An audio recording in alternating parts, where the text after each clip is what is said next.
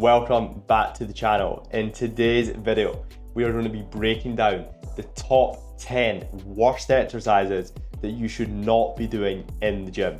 And what gives me any validity to say this is that I've been training myself for 7 years and I've been coaching clients for 4 years and have some of the best transformations you will see through my online coaching program, Transform 180. The other side of this is there's no such thing as a bad exercise, because at least you're actually trying and you're putting in the effort to do something. However, there are much better alternatives you can use if you want to build muscle, gain strength, and take your training to that next level. And yes, I am wearing a Hyrox vest. However, I've also trained for strength and my physique for the last 7 years, so trust me, I know what I'm talking about.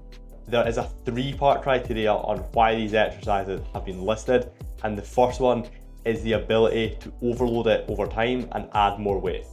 The second part of the criteria is how much tension it applies throughout the range of motion, and the third part of the criteria is how easy is it to do in a commercial gym and how much of a pain in the arse is it going to be to put inside your program. Without any further waiting around, let's jump into the first exercise. First exercise is the behind the neck press. Yes, this is easy to do in the gym, there's no issues with that, but the first one being that this is difficult to overload over time. You're really going to struggle to add weight in comparison to doing a standing barbell press from your front. The second part being is the tension that this applies. It is nowhere near doing a strict barbell press from your front, and it's pretty uncomfortable, to be honest. This is a movement that some people will use to train the mobility in their shoulders and to go through a big range, but for 99% of people, you're going to be far better off doing this from your front. The second exercise is going to be a dumbbell front raise. We're going to stay on the shoulders to start this off. Now, again, this is easy to do in the gym. All you need is a couple of dumbbells. However, the resistance profile of this movement is absolutely horrific. If you're going to do it, you may as well do it with cables. It's far better. With a dumbbell, which is what 99% of people are doing, you have no tension at the bottom, only from here upwards, and then you're losing it very quickly. The other side is that people are not doing these slow, controlled, and strict. They're going heavy and they're using their hips and they're throwing the weights about, to be honest. This is also going to be a really difficult movement to overload over time. Have you ever seen somebody doing 30 kilo single arm dumbbell front raises? No, I didn't think so. This is an exercise that you should incorporate on the cables that you're going to use for drop sets, supersets, to get a massive pump at the end of your session.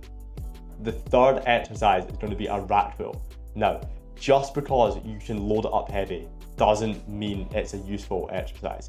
Yes, you have the ability to overload it, but the tension is very, very poor, especially in the stretch position of the lift.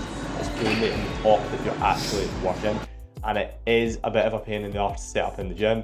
You need a full squat rack and you need a lot of plates to make it somewhat effective. You're going to be far, far better off doing a normal deadlift or doing a block pull deadlift than doing something like this. In my opinion, people just love to do it because they can load it up really heavy and they can make themselves feel good about it.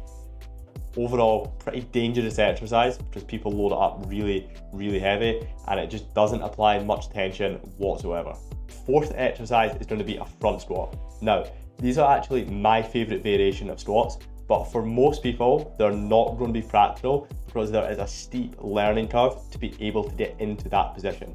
And even if you can get into that position, you may not have the shoulder or the wrist mobility that's actually going to make it effective whatsoever. Yes, they're easy to do in the gym. Yes, you can overload them over time.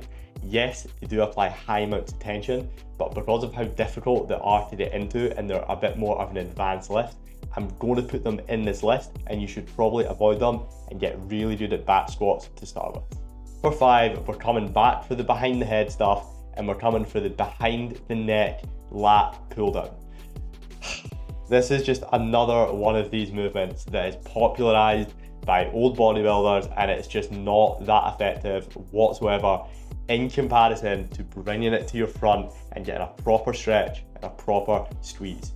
It is a very easy movement to set up and do in the gym, but the downsides are that the tension that you can apply at the bottom is very little due to the range of motion that you're getting, and it's really difficult to overload this over time without just ruining your shoulders.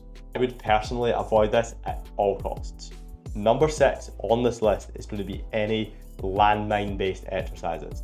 Now personally, I quite enjoy them for explosive based training, but if the goal is to build muscle and the goal is to build strength, they're not that useful in comparison to a normal barbell lift. And the reason is that with a landmine, it is heaviest at the bottom and it is lightest at the top.